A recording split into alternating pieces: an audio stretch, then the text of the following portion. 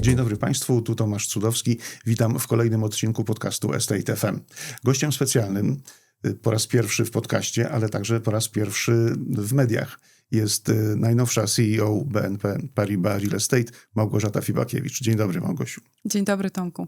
Przede wszystkim ogromne gratulacje z powodu awansu. Obejmujesz stanowisko w czasie dużych zmian na rynku nieruchomości, ale także w czasie rewolucji, można powiedzieć, w twojej organizacji. Więc naturalne pierwsze pytanie, jakie będą twoje priorytety? Na pewno moim priorytetem będzie dalsze umacnianie pozycji BNP Paribas Real Estate jako zaufanego partnera, który będzie łączył wiedzę płynącą z sektora nieruchomości z takim bardzo holistycznym, kompleksowym spojrzeniem na biznes, na zmiany organizacyjne, na wszelkie transformacje technologiczne, które się dzieją, tak żeby klient działający jakby w różnych jakby obszarach miał tą pewność, że dostaje bardzo taką kompleksową usługę doradczą.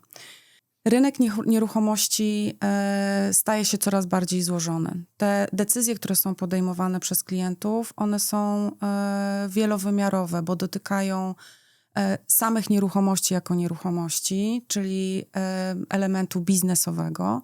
Dotykają ESG, które w zasadzie przestało być takim nice to have, a jest jakby pełnoprawnym kryterium, które stanowi o atrakcyjności danego aktywu.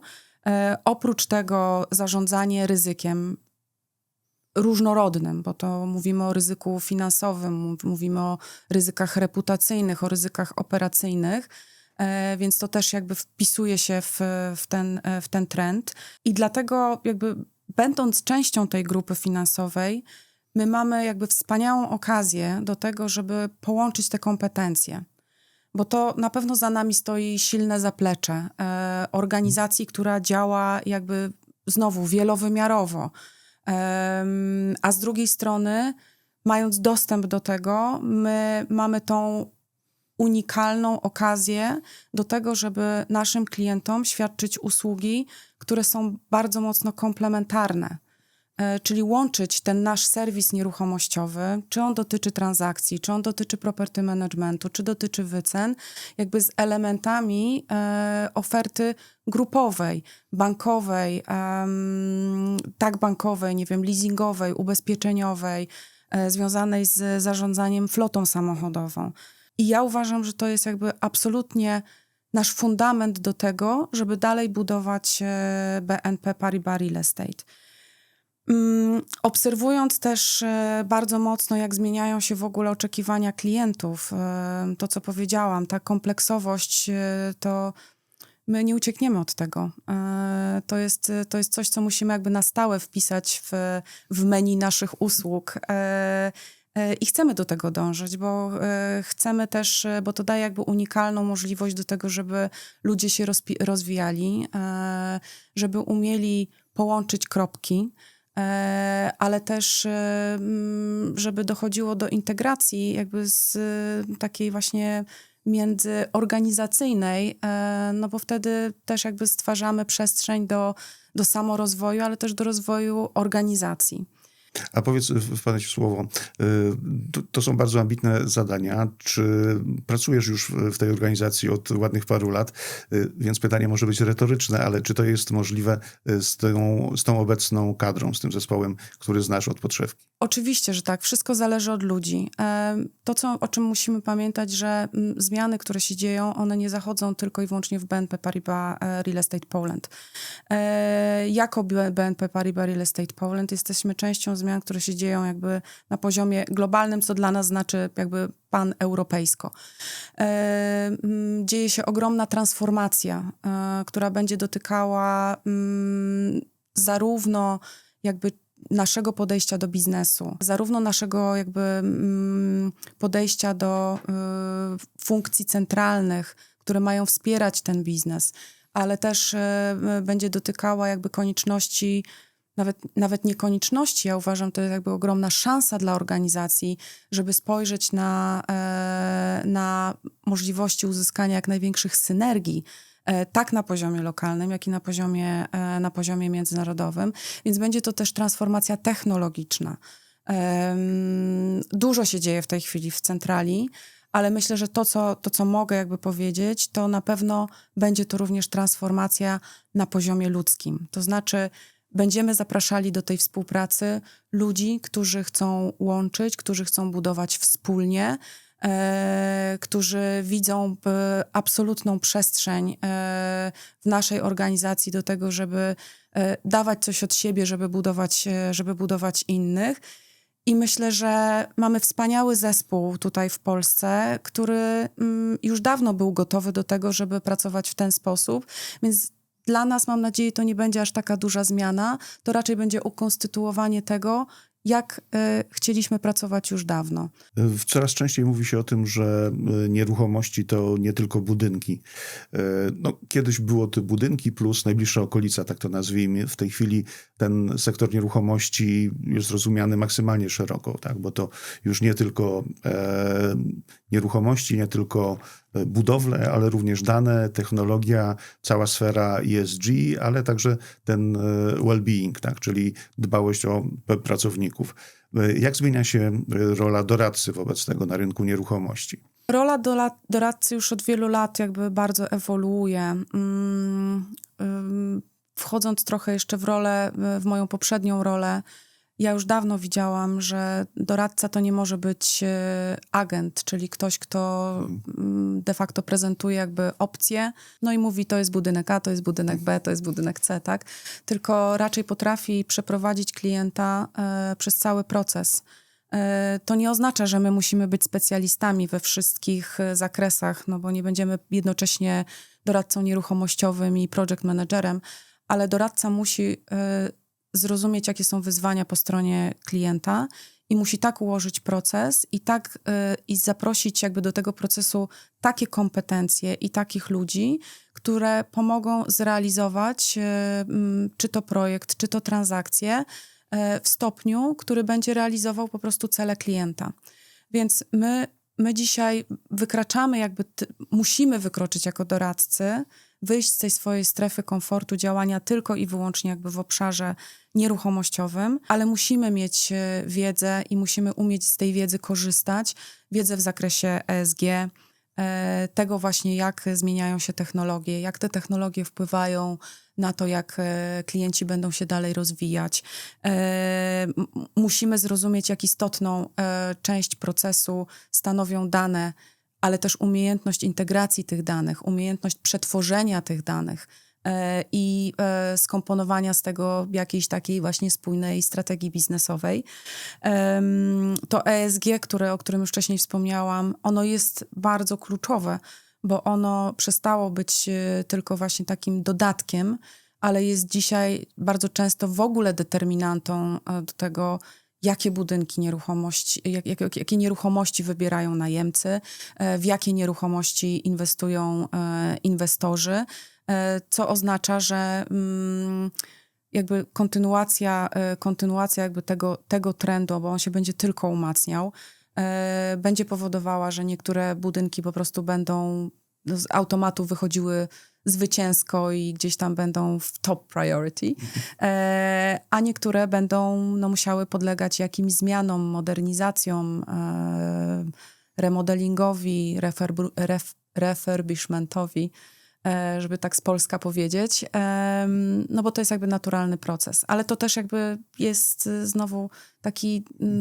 czynnik zmian, prawda, przez które będziemy przechodzić. Równolegle widzimy ogromne znaczenie danych. Te dane spływają do nas, to są olbrzymie wolumeny różnorodnych danych. One spływają do nas z bardzo wielu różnych miejsc.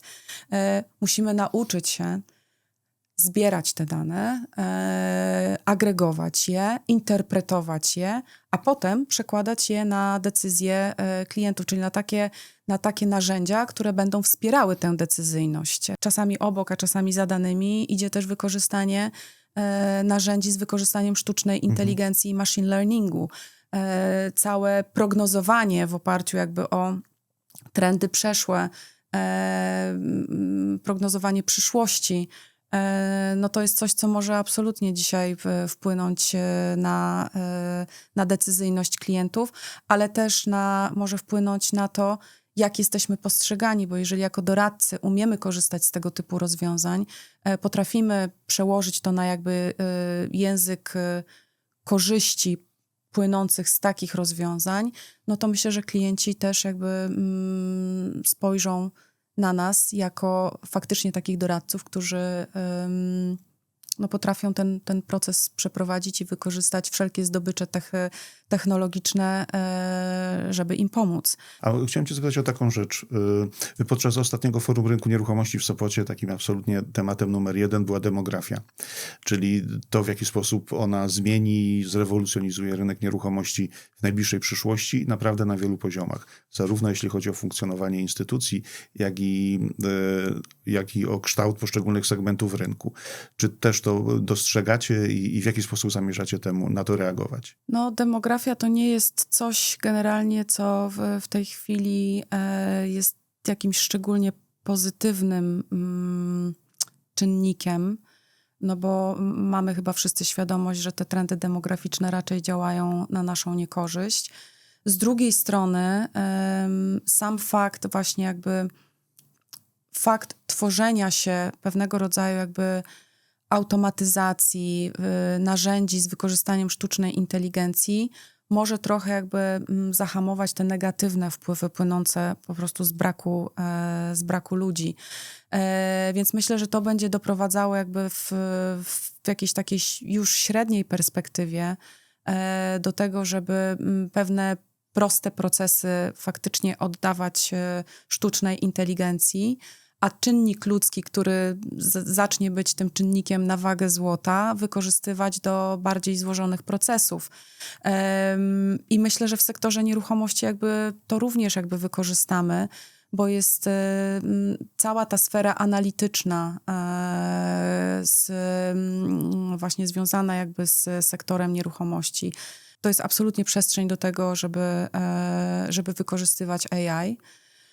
I myślę, że też patrząc na to, jak ewoluują niektóre serwisy, jak, nie wiem, no property management przyszłości to jest zdecydowanie property management oparty na narzędziach, które upraszczają procesy tam, gdzie możemy to uprościć, tam, gdzie ten czynnik ludzki no, będzie potrzebny tylko jakby do elementu kontroli, a człowiek będzie wykorzystywany tam, gdzie potrzebne są interakcje międzyludzkie, po to, żeby właśnie te relacje budować, po to, żeby budować zaufanie, po to, żeby budować w klientach przekonanie, że za nami stoją wiedza, kompetencje, niestandardowe, nieszablonowe myślenie. No bo myślę, że też musimy sobie jakby uczciwie powiedzieć, że czasy prostych transakcji się skończyły, czasy prostych deali się skończyły. Dzisiaj jest tak dużo zmiennych czynników, które wpływają właśnie na decyzyjność, że umiejętność jakby zintegrowania tego, umiejętność zrozumienia tego, połączenia tych kropek, to jest coś, co będzie świadczyło o tym, że ten człowiek będzie jednak w tym procesie bardzo ważny. A które segmenty rynku nieruchomości będą twoim zdaniem w najbliższej przyszłości na topie? To się zmienia co kilka lat, albo nawet częściej, ale panuje także przekonanie, że nie ma już trendów, nie ma dobrych trendów, są tylko dobre nieruchomości. Czy ty jesteś wyznawczynią tego przekonania? Ja myślę, że znajdujemy się w takim fajnym momencie na rynku. Widzimy po ataku czarnych łabędzi, widzimy jaskółki dobrych zmian. Wystarczy popatrzeć na to, co się zadziało na rynku w tym sektorze inwestycyjnym. Jednak kwartał pierwszy przyniósł nam wolumen transakcji około 1 miliarda euro. To jest blisko 45% więcej niż mieliśmy rok temu.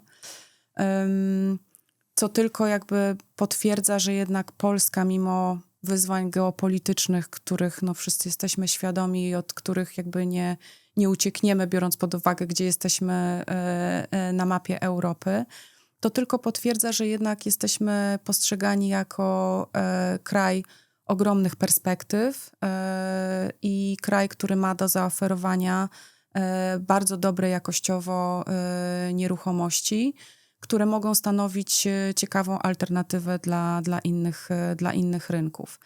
Myślę, że nie bez znaczenia jest również sektor magazynowy. Pierwszy kwartał tego roku pokazał, że transakcje osiągnęły wolumen prawie 1,5 miliona metrów kwadratowych. To jest znowu 45-46% więcej niż mieliśmy rok temu. Ale co jest bardzo istotne w tym wszystkim, no to jest to, że ponad 40% to były nowe kontrakty. Czyli ten trend, który obserwowaliśmy w ubiegłym roku, zwiększającej się ilości renegocjacji, czyli takiego, no, renegocjacje to jest zawsze moment, w którym najemca sobie myśli, dobrze, no to jeszcze nie teraz, bo albo nie ma asetów, bo albo koszty są zbyt wysokie, bo albo być może to nie jest jakby dobry moment dla organizacji na to, żeby się relokować, a jednak 42% najemców powiedziało, tak, relokujemy się, podpisujemy nowe kontrakty, więc to jest jakby bardzo, bardzo pozytywny sygnał. Więc absolutnie uważam, że rynek magazynowy będzie w dalszym ciągu jakby takim mocnym filarem w ogóle tego sektora nieruchomościowego, czego oczywiście życzę, patrząc na to też, jak fajnie rozwija się nasz dział logistyczno-magazynowy, właśnie dział Ludwiki, więc trzymam kciuki za ten sektor. Rynek biurowy, myślę, że nie powiedział jeszcze ostatniego słowa, chociaż na pewno dzisiaj mówi się o rynku dwóch prędkości. I bardzo takiej, z jednej strony silnej polaryzacji w Warszawie pomiędzy centrum a poza centrum oraz silnej polaryzacji na Warszawa versus regiony. Natomiast jeśli chodzi o Warszawę, dobry aset zawsze się gdzieś tam obroni. I patrząc na to, jak duży jest popyt na nieruchomości centralne i o ten rynek wynajmującego, z którym de facto mamy do czynienia, to upatrywałabym w tym szansy dla takiego odbicia się, jeżeli chodzi o aktywność deweloperską. Natomiast musimy też pamiętać o tym, że to, że ta aktywność deweloperska jest niższa, nie wynika tylko z pandemii, z pracy zdalnej, ale wynika również z tego, że nasz rynek przez ostatnią dekadę, 15 lat wręcz rósł bardzo, bardzo szybko. On się odbijał z bardzo niskiej bazy. Więc to jest też naturalne, że w pewnym momencie przychodzi taki moment refleksji, zastanawiania się, czy jeszcze ten rynek jest w stanie wchłonąć nowe obiekty. I dla nas to był taki moment. Dla tego sektora biurowego te ostatnie 5 lat to był taki moment zatrzymania się, refleksji, spojrzenia właśnie na te wszystkie czynniki, które powodowały, że biura nam opustoszały i bardzo, bardzo powoli powracały, nawet trudno mówić o powracaniu, bo pewnie do tego, co było sprzed pandemii, to nie wrócimy, ale jakby do takiego sukcesywnego zapełniania się tych budynków. No a z drugiej strony mamy też sytuację rynków regionalnych, których rozwój był podyktowany bardzo silnym rozwojem sektora usług wspólnych. Ten sektor, on nie zniknął, ale on nie rozwija się też już jakby tak dynamicznie w Polsce. Jednak widzimy, że punkt ciężkości przenosi się z Polski albo w ramach nearshoringu do krajów takich jak Rumunia, albo wręcz w ramach offshoringu gdzieś w ogóle jakby poza Azję. Znaczy chciałam powiedzieć poza Europę do Azji, a nie poza Azję. Tak. Ten temat się już przewinął przez naszą rozmowę, ale na koniec chciałbym, żeby jeszcze to dodatkowo wybrzmiało. W jaki sposób wykorzystujecie przynależność do dużej grupy, a jednocześnie zachowujecie niezależność i specjalistyczne kompetencje charakterystyczne dla rynku nieruchomości? To, jak powiedziałam wcześniej, przynależność do tej dużej grupy finansowej jest na pewno jedną z naszych przewag konkurencyjnych i chcemy to pogłębiać, te synergie płynące ze współpracy z grupą chcemy pogłębiać i łączyć te kompetencje i łączyć wiedzę specjalistyczną w zakresie jakby rynku nieruchomości i wiedzę płynącą jakby właśnie z tej grupy finansowej. Korzystamy ze skali, korzystamy z zaplecza, natomiast w tym wszystkim zawsze pozostajemy jakby niezależnym doradcą. I są projekty, czy są transakcje, w których oczywiście z tą grupą współuczestniczymy. Może nie całe, ale jakby częściowe wejścia SCPI-ów do Polski odbywały się jakby za pośrednictwem naszej platformy tutaj, tej nieruchomościowo-finansowej. Natomiast gro klientów obsługujemy transakcyjnie, czy property managementowo, czy od strony wycen. I to nie ma żadnego związku z grupą i to nie ma żadnego związku jakby z grupą kapitałową, do której klient należy. No bo też musimy pamiętać, że bardzo często ci klienci są już osadzeni w jakichś realiach finansowych i naszym celem nie jest za wszelką cenę jakby obudowanie ich wszystkimi produktami, tylko naszym celem jest niezależnie doradzić jakby w zakresie nieruchomości. Jeżeli znajduje się przestrzeń na to, żeby zaproponować inną usługę, to robimy. Natomiast jeżeli klient jakby ma swoje ograniczenia właśnie w tym aspekcie takim finansowym we współpracy, no to oczywiście zachowujemy tutaj absolutną tutaj niezależność. Naszym celem jest jakościowa obsługa klienta, ale oczywiście jeżeli jest przestrzeń na stworzenie unikatowej oferty, która będzie tak naprawdę krosowała usługi finansowe, nieruchomościowe, bądź też inne jakby wynikające z naszych kompetencji w grupie, no to staramy się to robić. Ostatnie albo przedostatnie nawet pytanie. Jeśli spotkamy się tutaj za 5 lat i żeby podsumować twoje pierwsze 5 lat działalności w CEO, to w jaki sposób zmieni się twoja organizacja? Jakie są główne cele, które sobie stawiasz, takie, które będą odczuwalne, o którym za 5 lat będzie się można pochwalić? No bardzo chciałabym, żeby BNP Paribas Real Estate było top of mind, jeśli chodzi o to doradztwo nieruchomościowe.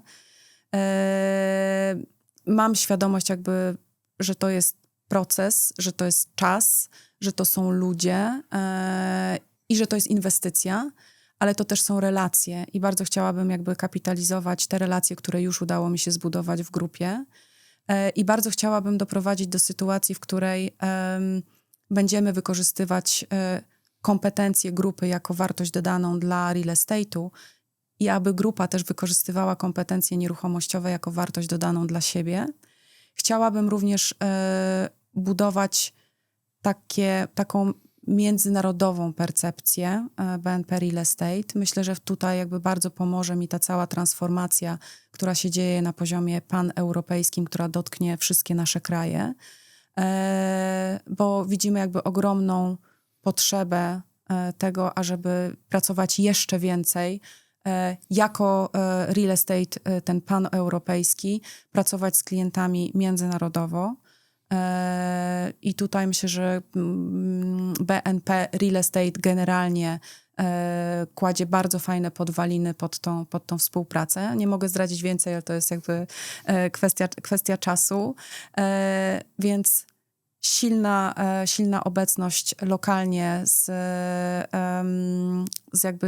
ze zwiększeniem tego międzynarodowego potencjału, który właśnie płynie ze współpracy pomiędzy różnymi krajami, ale też pomiędzy różnymi rynkami. I tak zupełnie na koniec, bo myślę, że to jest szalenie ważne, chciałabym, żeby BNP Paribas Real Estate Poland było takim miejscem, w którym ludzie wiedzą, że mogą rozwinąć skrzydła i w którym wiedzą, w którym cenią sobie środowisko pracy. środowisko pracy, które wspiera współpracę, które promuje współpracę, które promuje nowe pomysły, które promuje jakby otwartość na zmiany. I też brand, który zaczyna przyciągać najlepsze talenty. My mamy całą gamę talentów w naszej firmie, ale to nie znaczy, że nie możemy ściągnąć ich jeszcze więcej. Więc ludzie. To jest absolutnie cel, który chciałabym bardzo, bardzo osiągnąć na koniec tego 5-letniego okresu i moje działania jakby będą skupione przede wszystkim wokół ludzi, dlatego że ten biznes tworzą ludzie i dla ludzi. I jakby żadna cyfra nie robi się sama. Więc jeżeli zainwestujemy w ludzi, to zainwestujemy w rozwój naszej organizacji. No to w takim razie już zupełnie ostatnie pytanie, chociaż boję się trochę je zadać. Czy nowa CEO będzie miała czas na wakacje w tym roku? Będzie miała czas na wakacje. Zakontraktowała to sobie. Także tak, planuję dłuższy urlop na przełomie listopada i grudnia. A w jakim regionie? Zimnym, bardzo zimnym. Bardziej na południe się już nie da, ponieważ w planach mam eksplorację Antarktydy. Obiecałeś, że mnie zaskoczysz i rzeczywiście tak się stało.